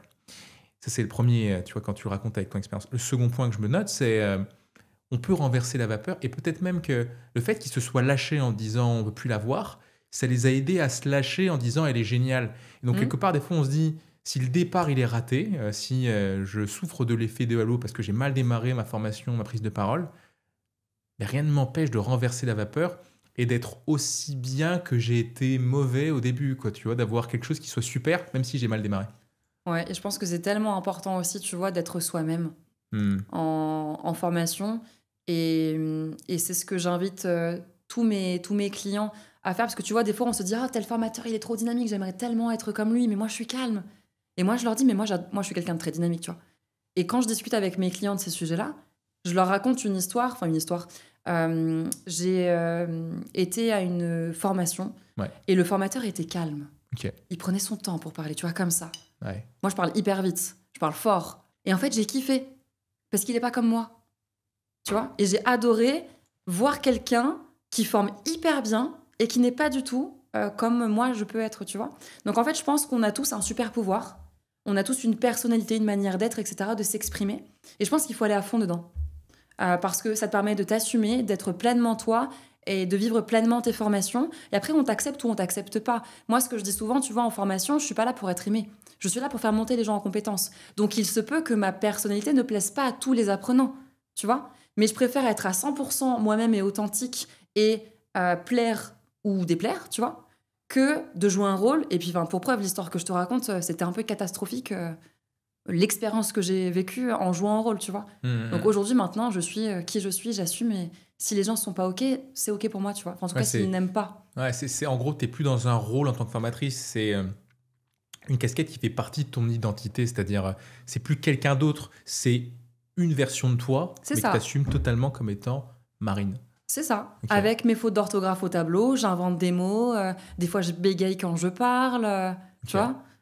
C'est top. Donc, vu que tu arrives à totalement t'accepter, la critique, le jugement, tu le supposes même pas. En tout cas, pas dans le temps de formation. Et ça te permet d'être beaucoup plus à l'aise dans la relation et avec toi-même, quoi. Oui. Et puis, je pense que c'est un peu ce qu'on se racontait tout à l'heure. Mais quand tu t'acceptes toi-même et que tu montes tes failles et tes faiblesses et que tu es en paix avec ça, c'est un peu le côté effet miroir. Les gens vont avoir tendance aussi, en tout cas dans ma salle de formation, à être un peu plus en paix, avec moi en tout cas, tu vois, dans l'instant T, avec qui ils sont. Et de montrer leurs failles ou de parler de failles, etc. Puisque moi, je m'autorise à faire tout ça. C'est clair. Tu vois, en parlant de failles, c'est peut-être le moment d'en parler. Je le disais tout à l'heure, tu as une capacité à montrer de toi, à mettre en avant des choses personnelles qui est inspirante et qui invite les autres à faire pareil. Je lisais sur un post Facebook une maladie que tu as et qui fait que tu es obligé de limiter certaines choses, tu en parleras mieux que moi. Ce que je voulais savoir par rapport à ça, c'est est-ce que ça t'arrive d'avoir des variations d'énergie importantes? Et si c'est le cas, si je suppose que c'est le cas, est-ce que tu as cette croyance d'un service minimum? C'est-à-dire que quoi qu'il arrive, même si je suis fatigué, je suis KO, j'ai pas bien mangé, je pourrais gérer et être à la hauteur de cette prise de parole, cette formation qui m'attend? Ça dépend. J'ai pas de réponse tranchée à t'apporter. Ok. Effectivement, j'ai un régime alimentaire, j'ai une hygiène de vie qui fait qu'il faut que je fasse attention à certaines choses dans mon quotidien. Comme je le gère bien aujourd'hui, c'est pas forcément handicapant, tu vois. Et puis je le dis aussi généralement quand je vais en formation, notamment mon régime alimentaire. Et il y a plein de gens qui font attention à ce que je mange, tu vois, et qui m'accueillent avec de la nourriture pour que je puisse manger. Donc je trouve ça génial. Parfois, je suis fatiguée. Quand on est formateur, c'est hyper important de faire des bonnes nuits avant d'aller former. Parce que quand tu es fatigué et que tous les neurones ne sont pas connectés, c'est hyper dur d'assurer une journée de formation. Je pense que tu vois de quoi je parle. Donc moi, j'essaye toujours, tu vois, comme j'ai beaucoup aussi d'énergie et que c'est dans mon tempérament, d'être au taquet. Et le fait, même si des fois je suis fatiguée, au début de la journée, le fait d'être au taquet, d'être impliquée avec les apprenants, je sens moins cette fatigue. Ouais. Mais il y a quand même une nuance ou une limite. Des fois, je suis vraiment fatiguée et je m'autorise à le dire. Ça m'est déjà arrivé de m'autoriser à dire aux apprenants « Aujourd'hui, je me sens pas hyper bien. » Alors que je les connaisse ou pas. Hein. Aujourd'hui, je me sens fatiguée. Je vais pas être aussi en forme que d'habitude. Je vais être là, on va faire le temps de formation. Pardon d'avance, je vais être un peu plus calme que d'habitude parce que je ne peux pas vous donner des choses que je vous donne au quotidien ou que j'aurais pu vous donner. Derrière, ils se disent « Attends, on va aller dire au manager, la personne qui a commandité la formation, parce que là, Marine, attends, mais elle déconne. Enfin, je veux dire, on la paye. En plus, elle dit qu'elle est fatiguée. » Non. Je dis ça parce que beaucoup de gens, je pense, ont cette crainte-là de se dire si je montre que je suis stressé ou fatigué, on va plus me solliciter. Quoi. C'est toujours le regard de l'autre, ce qu'on va interpréter, ce qu'on va penser, etc. Non, parce que moi, je suis capable d'argumenter auprès de n'importe qui tout ce que je fais, en fait, et ce que je dis en formation. Et d'ailleurs, c'est ce que je dis à tous mes collègues, pairs, formateurs. Peu importe ce que tu fais, sois capable de l'argumenter. Même si c'est décalé, c'est bizarre, c'est original, pourquoi tu le fais? Tu sais pourquoi tu le fais? Fais-le. Si le commanditaire, le DG de la boîte, un apprenant te pose la question, tu saurais expliquer pourquoi tu fais ça, tu vois. Donc moi, des fois, ça m'arrive rarement, tu vois, ce que je te partage, mais si vraiment j'ai pas d'énergie et que je suis fatiguée pour X ou Y raison, sans forcément rentrer dans les détails, je préfère le dire aux gens pour ne pas qu'ils soient surpris et pour qu'ils fassent aussi attention à moi. Parce que moi, je pars du principe, et ça peut paraître bizarre ce que je dis d'ailleurs, mais je pars du principe en formation qu'on est un groupe. Donc si un apprenant me dit qu'il va pas bien, moi, je vais faire attention à lui, tu vois. Et donc, l'inverse est aussi vrai. C'est-à-dire que j'attends pas que les apprenants fassent attention à moi, mais que par logique, je sais pas si c'est le bon terme, mais si je dis que je suis un peu moins en forme aujourd'hui, généralement, c'est ce qui se passe. Les gens font aussi attention à moi, tu vois. Et je trouve ça chouette. Parce que moi, dans ma croyance et dans ma vision, on est une équipe et on avance ensemble et on fait attention les uns les autres. Ouais, c'est top. C'est top parce que ce que tu dis, c'est que voilà, c'est pas un sport de combat. Ah bah non. C'est un sport d'équipe, on joue collectif, quoi. Ah bah oui, t'imagines, tu viens en mode allez, je suis en formation, c'est waouh. Ah mais il y a beaucoup de gens, je pense, qui voient les choses comme ça, tu sais, qui se disent déjà, ils n'ont pas envie de venir, c'est ce qu'on disait tout à l'heure, ils n'ont pas envie de venir en formation, ils sont là, ils n'ont pas le choix, ils sont en train de regarder si je suis compétent ou pas, tu sais, très auto-centré. Et au final, ce que tu dis, c'est que à un moment donné, ce qui fait la réussite d'un collectif, c'est qu'il faut que j'arrive à me décentrer. Mais peut-être qu'en parlant de mes vulnérabilités, je vais les aider eux-mêmes à se décentrer et au final, à favoriser la relation entre nous, quoi. Bien sûr. Et puis tu vois, quand tu parles du rapport de force aussi, ça me fait penser au fait que quand on est formateur, on vient partager des choses. Ouais. Et tu as des apprenants qui ne sont pas forcément d'accord avec nous. Classiquement, tu as le formateur qui va dire « j'ai raison, tu as tort ». Ouais. Tu vois. Et ça, dans des conversations familiales avec des amis, ça on le vit aussi au quotidien, tu vois. Et en fait, ça c'est la meilleure manière de faire pour que l'autre reste campé sur ses positions et croit encore plus fermement à ce qu'il croit déjà, tu vois. Ouais, bien sûr. Donc moi, j'essaye d'être maligne, donc c'est pour ça que je viens pas en guerre en formation. J'utilise ce qu'on appelle la maïeutique, tu vois, de Socrate. Et en fait, quand quelqu'un... Ça m'est déjà arrivé, par exemple, qu'un apprenant me dise je parle de la loi, et un apprenant me dit « Marine, c'est faux ce que tu dis ». Comme ça, de but en blanc. Ouais. Et moi, je trouve ça cool, parce que ça veut dire qu'il est assez à l'aise pour me dire ça, tu vois. Okay. Donc moi, il n'y a pas de sujet. Ok, c'est faux, donc j'accueille. Ok, c'est faux. Quelle est ta vérité à toi ? Selon toi, la loi, elle dit quoi, tu vois? Bah moi, selon moi, la loi, elle dit blablabla. Ok, quelle est ta source? Parce qu'on parle de la loi, donc forcément, tu as une source. Ah bah, je sais plus. Ah ok, est-ce que tu peux faire des recherches, s'il te plaît, sur Internet? Parce que du coup, tu me dis ça, moi, je suis pas d'accord avec toi. On est en train de parler devant tous les autres, personne ne sait qui dit vrai, qui dit faux, tu vois? Et en fait, l'apprenant est parti faire des recherches sur Internet. Il vient me voir, je sais pas, 4 heures après, dans la journée de formation. Et il s'installe à côté de moi et il me dit « Marine, c'est toi qui avais raison. » Ah, ok, d'accord. Elle dit quoi, du coup, la loi, tu vois? Donc, je lui ai demandé. Et il me dit la loi, elle dit non, non, non. Et en fait, plutôt que d'être dans la coercition, non, tu racontes n'importe quoi. Moi, j'ai raison, c'est l'article machin du code de je sais pas quoi. Toi, t'as tort. Et lui, il va se braquer. La relation va être altérée aussi. Moi, je fais hyper attention à ça, tu vois, dans ma salle de formation. Ben, je suis plus maligne. Je creuse sa pensée pour que lui-même arrive à la limite de ce qu'il pense, tu vois. Ça arrive pas forcément tout le temps, ce que je raconte. Mais là, tu vois, c'est un parfait exemple qui illustre parfaitement ça. Et là, j'altère pas la relation. Ça se passe bien. Je suis confortée dans le fait que je dise pas de bêtises aussi en formation, tu vois. Et on peut donner la bonne information à tout le monde. Donc, c'est pour ça que je viens pas dans un rapport de force en formation. Moi, je suis ouverte à tout. J'aime bien quand les gens sont pas d'accord avec moi. On dépose tout sur la table, tu vois, nos visions, nos croyances qui sont le fruit de nos expériences, de notre éducation, etc. Enfin, d'un mélange de plein de choses. Et donc, moi, j'aime bien confronter les points de vue. Ça m'est arrivé encore cette semaine où on parlait de posture du formateur. Tu vois, j'ai un apprenant qui me raconte un truc. Je lui ai pas dit que ce qu'il me racontait, c'était faux ou que c'était pas bien. Je lui ai dit, j'entends ce que tu dis, moi, je te partage ma vision et ma pratique. C'était quoi le truc de la posture? C'était par rapport à ta posture? C'est la posture du formateur de manière générale. En fait, je faisais un temps sur la posture et lui, il expliquait que il a le numéro de téléphone de certains de ses apprenants et que en dehors de la formation, donc c'est un parcours de formation qui est long, donc il les voit pendant 1 an, avec certains, il a leur numéro de téléphone et que des fois, ils s'appellent et ils se parlent comme des potes. Ok. Tu vois? Donc là, ça relève de la posture.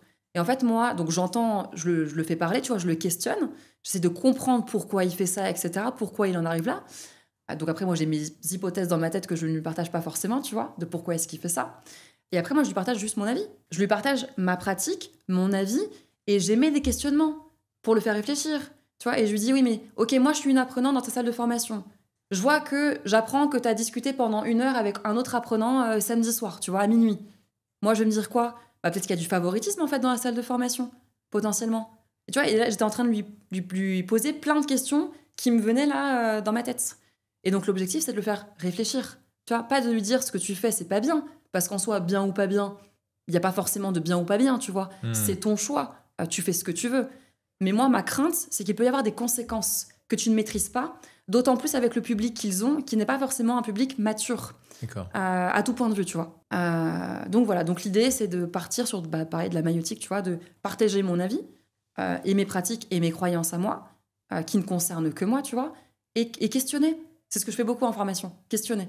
Ouais. Pourquoi tu penses ça? Pourquoi tu fais ça? Nanana, enfin bref. Et donc des fois, les gens après changent d'avis, des fois les gens ne changent pas d'avis, et puis ça met du temps aussi. Il y a une citation que j'aime bien, que je partage parfois sur LinkedIn, qui dit c'est pas le jour où tu plantes la graine que tu manges le fruit.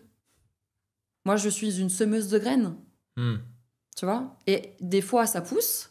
Moi, j'arrose. Tant qu'on se voit en formation, j'arrose les graines, tu vois? Après la formation, si les gens n'arrosent pas les graines, ça poussera pas. Donc, tu as des gens qui ne vont pas forcément évoluer dans leur pratique ou dans leur vision, dans leur posture. Et t'en as d'autres qui vont évoluer dans leur pratique, leur vision et leur posture. Ouais, j'aime bien cette idée, tu vois, de maïotique, parce que je crois qu'elle permet de ne pas faire perdre la face aux personnes qui sont avec toi en formation. Et, et le but, c'est pas d'avoir raison, le but, c'est qu'on avance ensemble et de partager des points de vue.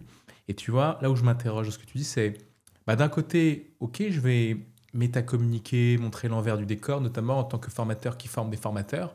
Je vais donc me montrer plus vulnérable, montrer plus qui je suis.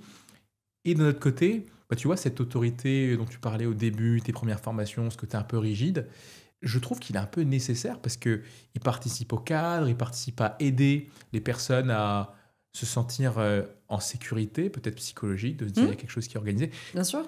Ça t'est déjà arrivé, par exemple, que quelqu'un, en jouant un peu sur le côté sympathique, le côté proximité que tu mets en avant dans tes formations, quelqu'un en profite en étant mal intentionné?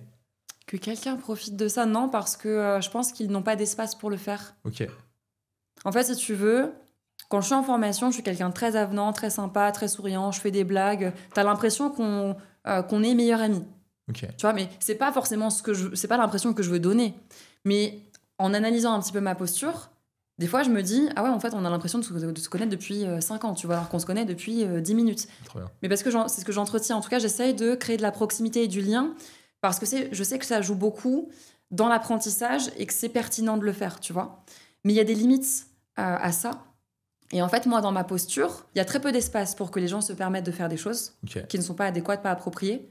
Et le peu de personnes qui le font, ils vont le faire une fois et après, ils vont pas forcément le refaire, tu vois. Parce que dans ma posture, je vais pas calculer ou je vais pas donner d'importance ou... Ah, tu vas peut-être te recentrer sur l'autorité ou enfin t'as pas besoin de retourner sur l'autorité si la personne. Ok. Ça arrive. Si, je repose le cadre en faisant une petite blague. Ça passe hyper bien. L'humour passe toujours, tu vois. Tu dis un truc sérieux.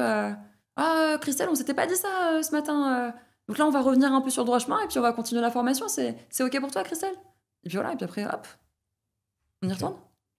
Ah, mais tout passe avec de la bienveillance, le sourire et un petit peu d'humour qui est un bon humour, tu vois. Ouais.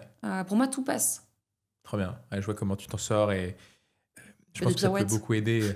Ah, je pensais pas à pirouette, mais en fait, tu as cette capacité à te balader quand même, tu vois, parce que souvent, on se met dans des cases. Soit je suis le mec sympa et dans ce cas-là, l'autorité, j'ai du mal. Soit je suis le mec, on va dire, dur et dans ce cas-là, je suis pas le mec sympa. En fait, tu es quand même assez fluide dans cette balade de cadre, entre guillemets. Quoi. Mais c'est important. Et tu vois, en formation une fois, ça me fait penser à une histoire, ce que tu me dis. J'étais en BPGEPS, donc je formais des animateurs et des directeurs de centres de loisirs principalement. Et en fait, je leur donne une consigne. Et j'ai un apprenant il me dit une phrase qui démontre de l'insolence. Ok. En gros, il me parle mal. Si je te la fais courte. Je sais plus ce qu'il me dit. Mais il me parle mal. En fait, ça m'a étonnée. Parce qu'on me parle jamais mal en formation, tu vois. Et donc, il y a peut-être le côté proximité-lien. Il a pris la confiance, tu vois, par rapport à ce que je dégage, ce que je montre, etc. Et aussi sa personnalité. Et peut-être ses besoins. Et en fait, là, j'ai changé de posture. J'ai changé mon discours. Et il devait faire un travail. Je sais plus ce qu'il devait faire, en groupe ou tout seul. Et en fait, je l'ai regardé, je lui ai dit ok, t'en es où par rapport au sujet là? Ah bah Marine, j'ai pas avancé. Ok, bah je t'invite à prendre ta feuille, tu vas aller là-bas et tu vas continuer, dans 10 minutes, je viens te voir. Ok. Voilà, je resserre le cadre. Tu te moques de moi, je suis sympa, mais quand même, faut pas abuser, tu vois.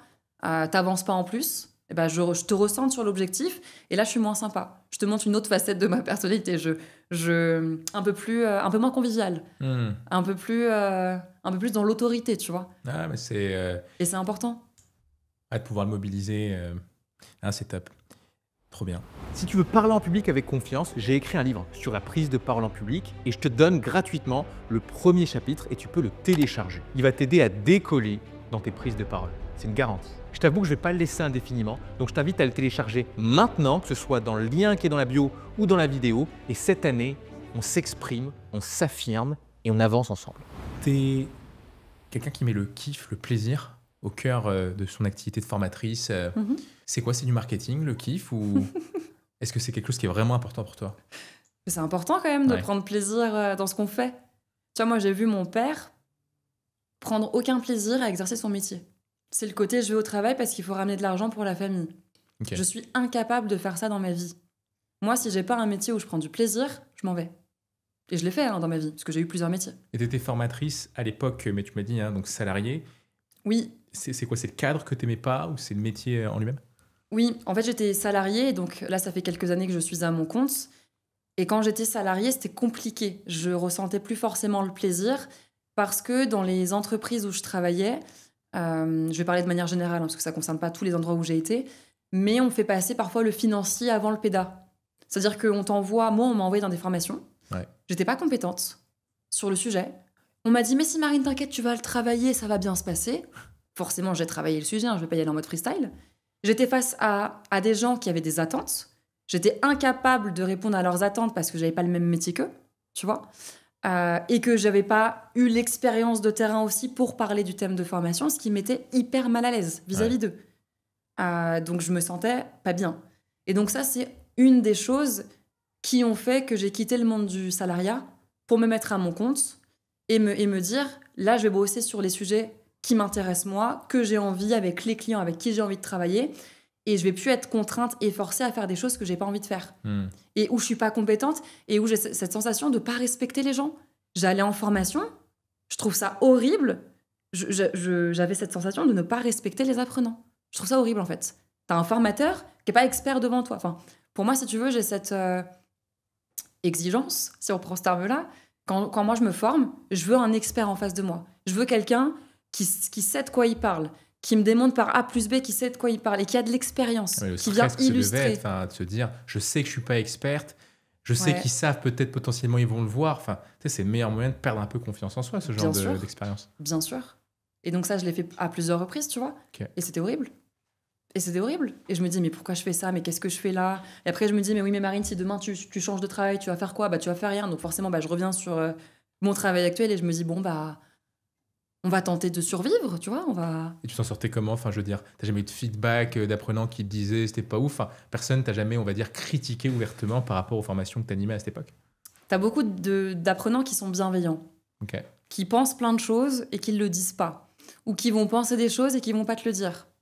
D'ailleurs, j'ai mon père qui est ceinture noire là-dedans. Lui, il faisait des formations, il bossait en mairie. Il faisait des formations avec des mannequins où tu fais des massages cardiaques. Ah oui, je vois, c'est les soins, premiers secours. Exactement, c'est ça.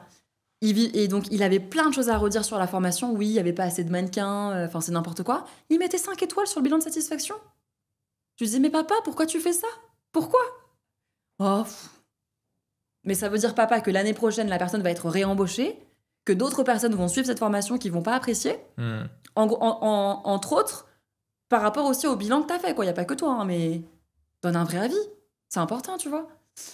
Donc là, mon père fait partie de ces gens hyper polis qui n'osent pas forcément dire ce qu'ils pensent, tu vois. Parce que flemme, parce que déjà dans la formation dans laquelle je suis, je sais même pas pourquoi je suis là, donc que le formateur ne soit pas forcément compétent, c'est une goutte d'eau de plus déjà dans ce que je vis. Enfin, il peut y avoir plein de raisons. Ouais, c'est clair. Donc pour moi, tu vois, prendre du plaisir dans son métier, c'est pas qu'un slogan, c'est pas du marketing, c'est fondamental. C'est fondamental. Et je croise beaucoup de clients, et c'est pour ça, je pense entre autres, qui viennent aussi chez moi, qui adorent le métier de formateur, qui sont bons dans les thématiques auxquelles ils forment, mais qui ne prennent aucun plaisir. Parce que, je vais caricaturer, et je caricature à peine, c'est des gens qui font beaucoup de magistrales, qui ont un PowerPoint.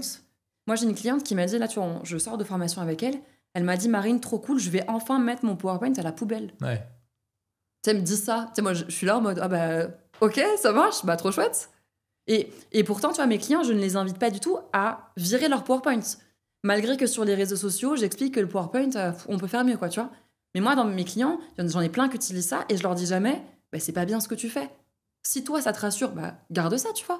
C'est pas un sujet. Mais moi, je vais te donner des techniques d'animation qui vont te permettre de sortir de tes slides et qui vont te permettre de prendre plus de plaisir.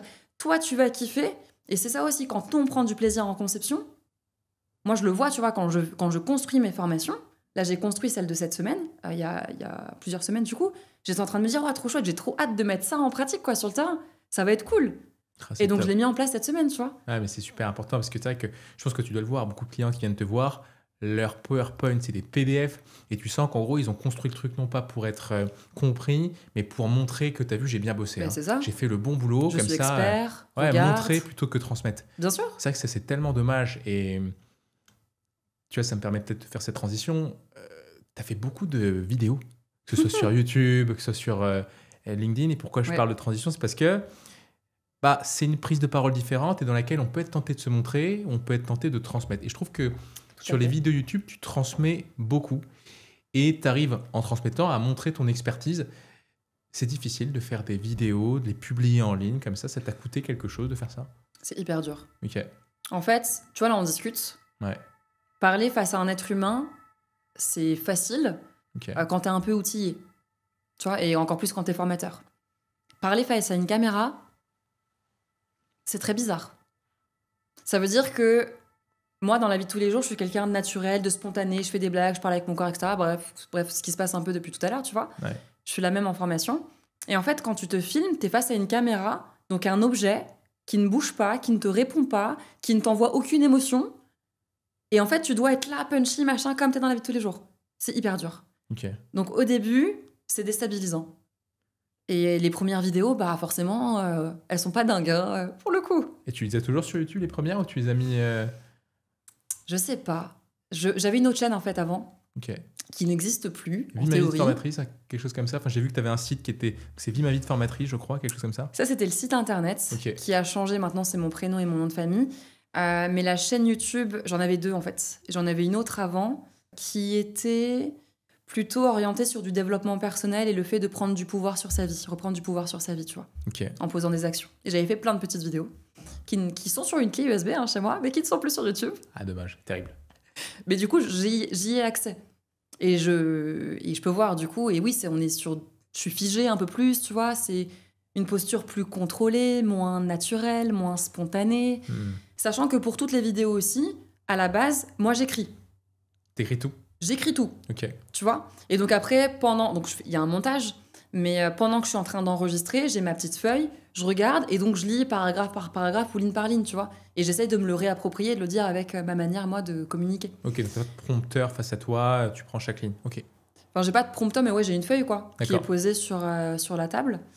Parce que je peux pas y aller en mode freestyle. Enfin, c'est comme mes formations, hein. Tout est organisé, cadré, préparé, structuré. Je sais les messages clés que je veux partager, je sais les dessins que je veux faire sur mon tableau blanc, etc. Tu vois. Mais oui, les premières vidéos, pour le coup, compliquées. Tu te sens seul avec toi-même, Ouais. clairement. Et comment t'as fait pour oser la première? Parce que je pense qu'il y a plein de gens qui ont envie, qui ont l'idée, qui veulent le faire. Mais non, je vais pas le faire parce que je sais que ça va être un échec, je préfère pas le faire, tu comprends? Qu'est-ce qui a fait que j'ai osé?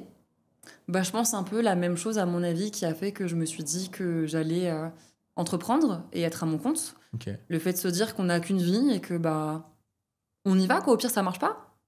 C'est pas grave. C'est cool. Moi, j'aime bien le fait de vivre des expériences. Tu vois, peu importe l'expérience, je trouve ça cool. Je pourrais me dire, ah, ça, je l'ai vécu une fois dans ma vie. Tu vois, j'aime bien cette idée-là, Ouais. ce principe-là. Mais peu importe ce que c'est, tu vois. Même si c'est la pire galère du monde, ah, ok, j'aurais vécu ça un jour dans ma vie, quoi. C'est intéressant. C'est top parce que ça te permet, je trouve, de dépasser le côté soit parfaite, ce goût pour la nouveauté, ce goût pour l'expérience, quoi. Mais de toute manière, quand tu commences quelque chose et que t'as pas la compétence, le soi parfait, si t'es là-dedans, tu t'y vas jamais, tu Ouais, publies fais rien. jamais. Ouais, c'est ça. Tu cliques jamais sur publier sur YouTube. Et ça, c'est des choses que je me suis dit. Je me suis dit, mais Marine, là, je dis des E, je bégaye, et malgré le montage, hein, là, je dis un truc, ma phrase, elle est un peu bizarre. Et je me suis dit quoi? Marine, tu appuies sur clic, tu cliques là sur publier. Si ça peut servir à une personne, c'est chouette. C'est tout. Et tu t'en fiches du reste. Et voilà. Et c'est comme ça que j'ai commencé. Et tu vois, et dans ce que tu dis, j'entends beaucoup de développement personnel au final. Tu sais, Ouais. ça a une grosse place, le dev perso, dans le parcours que tu as aujourd'hui? Aujourd'hui, un peu moins, parce que j'ai un peu moins le temps de lire des livres, d'écouter des vidéos, etc. Mais à une période de ma vie, quand j'étais salariée, ça avait une énorme place. Ok. Ça m'a permis de mieux comprendre plein de choses, notamment de mieux me comprendre moi, tu vois, de prendre conscience de choses et d'oser faire des choses. Je pense que si j'avais pas eu ça dans ma vie, cette période-là, je serais pas à mon compte aujourd'hui, je serais toujours salariée, certainement en souffrance, à faire des temps de formation. Donc ça, c'est cool, hein, tu vois, je kiffe la formation. Mais je serais dans un environnement qui ne me conviendrait pas. Ok. T'en connais beaucoup des gens comme ça qui restent dans le salariat, dans des choses qu'ils n'aiment pas. Je dis ça en pensant à tes clients. Est-ce que certains de tes clients ont au final une trajectoire similaire à la tienne? Bah, la plupart de mes clients sont des indépendants. Après, je bosse aussi en école, tu vois, ou en organisme, ou en entreprise, pardon, avec des salariés. Est-ce que les gens aimeraient partir de là où ils sont pour devenir indépendants? Je pense pas. Ok. Non, je pense que c'est pas la plupart des gens. Je pense par contre que les indépendants que j'accompagne, bah, on se reconnaît dans notre parcours, tu vois. Ouais. Ce côté un peu, les cases sont trop petites en entreprise, on est un peu trop créatif, on est un peu trop différent, on a du mal avec certains types de management, du coup, ça matche pas. Pourtant, on est compétent, on a envie de faire des choses, on sait qu'on peut se débrouiller par soi-même. Autant tester le fait d'être indépendant, quoi. Et de trouver, après, t'as d'autres difficultés, hein, trouver des clients, se faire connaître. Ouais, la partie plus entrepreneuriale plutôt que la partie pédago. Ah bah oui, ça c'est tout enjeu, un ouais. aspect aussi pas évident. Hein. C'est clair, on pourra en parler des heures. On va avancer tranquillement vers la fin de cette interview. Il y a une question qui me vient. Si tu devais donner 3 conseils à quelqu'un pour être à l'aise pour parler en public, que ce soit dans le cadre d'une formation ou par ailleurs, tu vois, avec tous les apports du dev perso que tu as lus, ce serait quoi? Je dis 3, ça peut être 2. 2-3 conseils super importants pour toi. Donc 3 conseils pour quelqu'un qui va parler devant des gens. Ouais, Peu importe le contexte. j'imagine plutôt dans le cadre d'une formation. Premier conseil, se préparer. Ouais. Ah, tu souris, mais moi je trouve que c'est un vrai conseil. Hein. C'est bête, mais il y a plein de gens qui l'appliquent pas. Hein. D'accord. Ouais. Ok. Ouais. Moi, j'ai scénario pédagogique ou déroulé pédagogique, peu importe comment on l'appelle, mais avoir un document qui te donne les grandes lignes de ce que tu vas faire, du déroulé de ta formation. Ça a plein de vertus, notamment le fait de ne pas être stressé le jour J et de savoir précisément où tu dois aller. C'est comme le GPS en voiture. On est à Paris, on va à Marseille, tu mets ton GPS, tu suis. Tu réfléchis pas en fait, tu poses ton cerveau et tu suis ce qui est indiqué. Ce qui te permet de gérer les imprévus. C'est ce que je racontais tout à l'heure, le chantier, la déviation, etc. Tu vois. Donc la préparation, c'est hyper important. La deuxième chose, je dirais être soi-même. C'est ce que je disais aussi tout à l'heure, tu vois, assumer qui on est avec ses forces, mais aussi ses failles. Et dire des trucs de soi avec lesquels on est à l'aise. Moi, je ne conseille pas à quelqu'un de raconter des épisodes de sa vie qui sont douloureux si on ne les a pas digérés. Tu vois ? Donc, dire ce qu'on a envie de dire. Si tu as envie de dire quelque chose et que tu es en paix avec ça, dis-le. Pour illustrer de la théorie ou autre, vas-y, quoi. Très bien. Troisième conseil, prendre du plaisir. Imaginer que tout va bien se passer. Ouais. Se conditionner comme ça.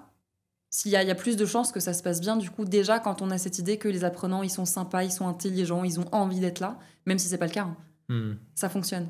Et ça, c'est le dev perso qui t'a permis d'avoir une idée positive du regard des autres.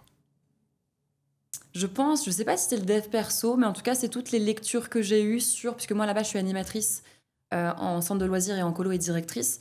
J'ai lu beaucoup de livres sur les mineurs, les stades de développement, etc. Enfin bref, j'ai lu beaucoup de livres en dev perso et sur les thématiques auxquelles je formais. Et donc, tout ça m'a amené à ce que tu partages, tu vois. C'est pas que le dev perso, je pense. C'est toutes mes lectures. Même dans des bouquins où à la base, tu t'attends pas forcément à trouver un truc peut-être de dev perso, tu vois, et tu trouves et tu te dis « Ah ouais !» Et t'as un petit déclic. Ouais, c'est clair, c'est ce que tu veux dire. Et est-ce que l'entraînement aide aussi, c'est-à-dire la répétition j'imagine que tu es beaucoup moins stressé aujourd'hui pour animer une formation qu'avant. Est-ce que tu accordes de l'importance aussi au fait de s'entraîner, répéter, se mettre en situation ? Je pense que c'est hyper important. Ouais. Et si tu reprends, alors pardon parce que je l'ai vu cette semaine, mais les 4 piliers de l'apprentissage de Stanislas, le dernier, c'est la consolidation. Ouais, d'accord. Et en fait, il t'explique que, je vais le dire hyper simplement, mais que le fait de répéter quelque chose, ça devient à force mécanique. Tu sais, c'est comme moi je prends souvent l'exemple des joueurs de tennis. Les joueurs de tennis, je parle de Rafael Nadal, de Roger Federer, etc. C'est des joueurs qui sont numéro 1 mondiaux, tu vois, c'est le nectar au tennis, ils sont hyper forts. Qu'est-ce qu'ils font à l'entraînement ? Ils font des coups de ouf, ils inventent des... Non ? Ils répètent leur gamme, les mêmes choses à chaque fois. Mais ouais, jusqu'à ce que ça devienne automatique. C'est comme quand tu conduis en voiture. Aujourd'hui, tu réfléchis plus. Tu passes tes vitesses, tu tournes ton volant, parce que ça fait peut-être 5 ans que tu conduis. Ce qui fait que tu peux être focus d'ailleurs sur autre chose, tu vois, te concentrer sur quelque chose d'autre. Mais comme tu as pratiqué, c'est devenu naturel. L'exemple que je prenais cette semaine, c'est la marche. J'expliquais à mes apprenants, là, tu vois, j'étais debout dans ma salle de formation, et je leur ai dit, quand on est petit, on ne sait pas marcher. On se lève, on tombe, on se lève, on tombe. On fait ça 100 fois. Qu'est-ce qui fait qu'on n'abandonne pas ? On voit plein de gens autour de nous debout, en fait. Tu vois ? Donc, on n'a pas de croyance limitante ou « Ah, c'est dur de marcher ». Non, tout le monde marche. Donc, on se laisse même pas le choix que de marcher, tu vois, quelque part. Enfin, je suis pas dans la tête des bébés, hein, mais c'est ce que j'imagine.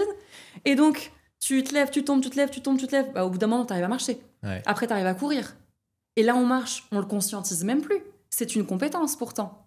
Tu vois ? Et là, ce qui fait que moi, quand je marche, je peux expliquer des choses à mes apprenants. Donc, je suis focus sur ce que je suis en train d'expliquer, mais pas du tout focus sur mes pieds qui sont en train de bouger. Ouais. Et donc, c'est devenu inconscient. Et c'est devenu facile. Même, on s'en rend même plus compte. Ouais, donc c'est totalement consolidé, il n'y a plus d'effort. Et tu vois, tout moi, à je suis fait. tenté de faire l'analogie avec la prise de parole quand tu dis ça. C'est-à-dire que si au fond, quand je suis un bébé, j'ai vraiment envie de marcher parce que je vois les gens autour de moi marcher, pour la prise de parole, on pourrait se dire c'est pareil. C'est-à-dire que si je suis entouré de gens qui savent parler, je peux me dire que je peux le faire moi aussi. Mais bien sûr. Et j'ai le sentiment que parfois, certaines personnes vont se dire totalement l'inverse. C'est-à-dire, je suis peut-être le seul mouton noir du groupe qui ne suis pas capable de parler. Tu vois, c'est-à-dire que parfois, on est tellement impressionné par les gens qui savent bien parler qu'on se dit bah ouais, mais il fallait une exception, c'est tombé sur moi, pas de chance. Tu vois. Bah moi, je pense que les gens doivent se dire non, c'est inné. Toi, c'est inné, c'est facile, t'es né avec ça. Moi, je pense que les gens se disent ça, tu vois. Ah oui, c'est possible. Bah, vous, c'est inné et pas moi, quoi. C'est ça. C'est ça, alors que pas du tout. Alors que pas du tout. Pas du tout. Tout se travaille. Tu vois, tu l'as dit avec les analogies, le sport, on va à la salle de sport, on fait du sport régulièrement. Il viendra à l'idée de personne de faire une séance dans sa vie et de se dire c'est bon, j'ai le corps de mes rêves, quoi. Grave. Bah, pareil pour la prise de parole, je me dis. Allez, je fais des abdos une fois, c'est bon, ça reste 10 ans. Bah non, T'imagines? ça marche pas. Ah, mais c'est clair. C'est top. Bah écoute, on arrive à la fin là, de cette interview. J'ai 2 dernières questions. Oui. L'avant-dernière, c'est est-ce que toi-même, tu as une question à me poser à laquelle je pourrais répondre sur la prise de parole ou sur autre chose? Moi, je suis impressionnée par tous les formateurs en prise de parole en public parce que vous avez une manière de parler qui est toujours... alors, peut-être que je vais mal dire, mais parfaite. En tout cas, j'ai cette impression-là, tu vois. Ok. Quand je t'ai fait un vocal cette semaine pour te dire que j'allais lire les questions, etc. Et j'essayais de me concentrer dans le vocal pour pas dire des etc. Tu vois, Tu étais en train de marcher en plus dans le vocal, je Et crois. j'étais en train de marcher, tout Ouais. à fait. J'allais à la gare. Et après, j'ai réécouté mon vocal en étant fière de moi, tu vois. Je réécoute et j'entends tous les et je me dis oh là là.